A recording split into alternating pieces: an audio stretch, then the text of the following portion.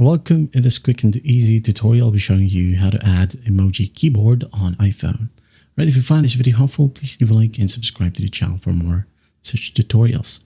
Now, first up, go ahead and find the settings app on your phone. Just tap on it, wait for it to load, and once it loads, go ahead and scroll down a bit and find General. Okay, tap on General. Now scroll down a bit and find Keyboard. Tap on it.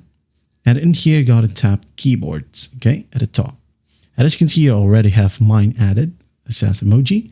Now, if you don't have emoji right here, just tap on Add New Keyboard. Scroll all the way down and find emoji, okay, under E. Just tap on it and make sure that it is added. And once that's done, it will be right here under your keyboard section. And after that, you can now go ahead and test it out. Okay, close the settings app, open up a message. Okay, and as you can see, we now have the emoji section right here at the bottom left. That's basically it. You can now go ahead and tap on it for easy access, and you're good to go. That is it. Well, I hope this video helps, and I'll see you in the next one.